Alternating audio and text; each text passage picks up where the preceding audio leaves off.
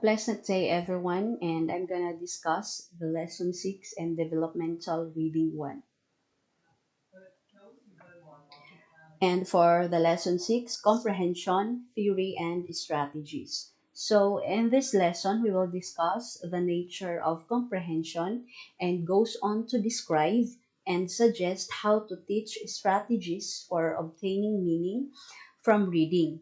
And also, comprehension is very much a matter of bringing your knowledge to the task. So, what is comprehension? Comprehension is a constructive, interactive process involving three factors: the reader, the text, and context in which the text is read. And for the part 1, the process of comprehending, there are schema theory is the organized knowledge that one has about people, places, things, or events, according to Rommel Hart in 1984. Next is situation model theory. Comprehension can also be thought of as the construction of material or situation model. For the letter C, role of reasoning. Reasoning and background knowledge interact because comprehension relies heavily on the reader's ability to use background knowledge to make inferences. For the letter D, role of attention. Constructing meaning is hindered if the student is not reading actively and purposely, because successful comprehension depends in part on the reader's ability to allocate their limited attention efficiently and effectively to the most relevant pieces of information within the text and within the memory. And for the role of surface features, although background knowledge is an essential element in comprehension, decoding and related skills are also important because students who lack adequate vocabulary or have difficulty with syntax will experience difficulty understanding the more complex message. And the last one is developmental nature. As children's background knowledge increases and their reasoning ability matures, their ability to comprehend improves. And for the part 2, comprehension strategies, there are preparational strategies and there are previewing, activating prior knowledge, setting purpose and goals, and predicting. Usually, this would done the preparational strategies before reading.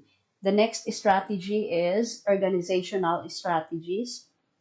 There are comprehending the main idea, determining important details, organizing details, sequencing, following direction, and summarizing. This would be applied while or during reading. And next strategy is elaboration, making inferences, imaging, generating question, evaluating critical reading. And the last one is metacognitive strategies, regulating, checking, and repairing. This would be applied after or post reading. And there are steps in strategy instruction. Letter A, introducing the strategy. Letter B, demonstrating and modeling the strategy. For the letter C, guided practice. And for the D, independent practice and application. And assessment and reteaching. And after that, there are ongoing reinforcement and implementation. Uh, for the part 4, effective comprehension, there are 3 types: before reading, while or during reading, and after or post reading. And before reading, activities that can activate students' prior knowledge while extending, refining, and sometimes building schemata. There are strategies before reading. Number 1 is overview. Teachers tell students about the selection or assignment prior to reading because it serves to activate relevant schemata that students hold in long-term memory and often enrich and refine those schemata. Advanced organizers and structured overviews are example of this strategy. Number two, vocabulary preview, identifying and selecting words that may cause problems. Then proceed to explaining in advance these unfamiliar words to the students. Because teaching problem words provides anchors for new information and provides opportunities to relate unfamiliar concepts to familiar ones, and is one aspect also for developing the general background knowledge necessary for comprehension. Number three is structural organizers. Teach students to focus attention on ways passages are organized. So before students read an assignment, teachers should point out the basic rhetorical frameworks underlying the discourse, such as enumeration, time order, cause and effect, problem solution, comparison and contrast, call attention to specific plans of paragraph organization, signal words, main idea sentences, headings, and subtitles. Number four is student-centered study strategies, PQRST, Triple S technique, OK5R, and PQ4R. So PQRST stand for Preview, Question, Read, Summary, and Test, while while OK5R stand for Overview, K ideas, read, record, recite, review, and reflect. PQ4R stand for Preview, Question, Read, reflect, recite, and review. So these are some strategies that provide for reviewing student-centered questions and establishment of purpose, as well as during and post-reading activities. Number five is teacher-directed lesson frameworks. Directed reading activity or DRA, directed reading thinking activity or DRTA, guided reading procedure, reciprocal questioning or request. These are examples of strategies that give teachers a plan on which they can build lessons, while some give students strategies for approaching the text. Next is while or during reading. Activities that guide reader text interactions while reading is taking place. So, in while or during reading, this would apply question answering, inserted questions, immediate oral feedback, timeline and charts, outlining, paraphrasing, and summarizing. For the after or post reading, activities that help students remember new ideas and information while providing teachers with feedback on how well texts have been understood. So in after or post reading, there should be a follow-up pre and during reading activities. Have students talk about what they read.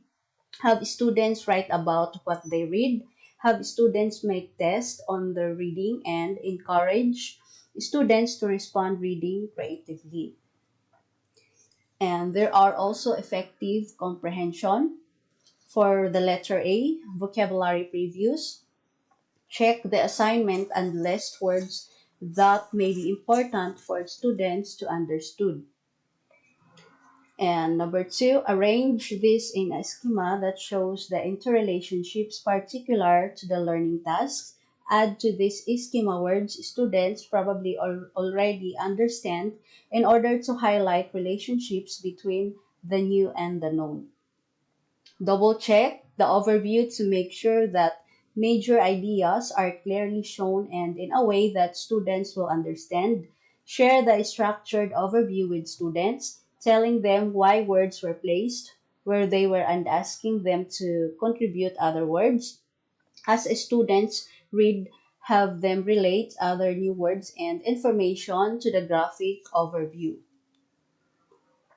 For directed reading thinking activity or DRTA, the teacher has students survey an assignment using titles, headings, and pictures to get a general idea of what the author is discussing.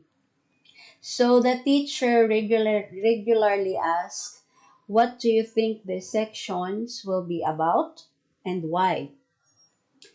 And next, the students read up to a point predetermined by the teacher. The teacher asks similar questions but posed to reflect the reading. Like, what was it about? Were you correct? Why did you predict it correctly? And then the group then reads on to the text, stopping point, once again reading to find answers to their questions. And then the process continues until the completions of the assignment.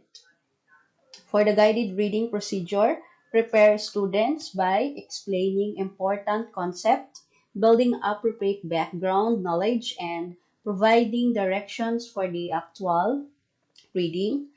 Students read trying to remember all they can. Students turn their books over on their desks and repeat all they can remember while the teacher records this on the board. The teacher calls attention to information not remembered and suggests that students reread this to discover more. Students reread, then their new recollections are now recorded on the board but now in outline form. The teacher asks more questions to help students recall more from the reading and tries to synthesize the new information with the information obtained by the first reading. Immediate feedback is given to students through a quiz. For the request, the teacher and students read together a section of the text, and it is usually the first sentence. The teacher closes the book and invites questions from the group. Next, the students close their books and the teacher asks them questions about what they have read. When the teacher believes that students understand that much of the text, the next section is read and steps 1 and 2 are repeated. Once students become familiar with requests and with the text, the teacher incorporates predictions as DRTA. The group now reads the remaining sections and the teacher checks out the predictions. Like, were your guesses right or where do you think you went wrong? Next is encouraging students to talk about what they read. Have students pretend to be television reporters who must sum up a story in 2 minutes. So, after allowing few minutes for preparations, they can have individuals tell the central idea to the group. Next, students can be encouraged to explain what an in-class reading was all about to, to another student who are absent the day it was read. And teacher can ask, what do you think are the four main important ideas of this text?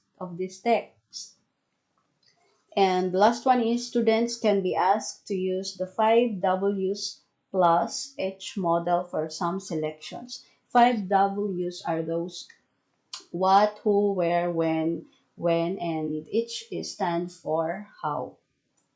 And that's all for the lesson 6. Thank you.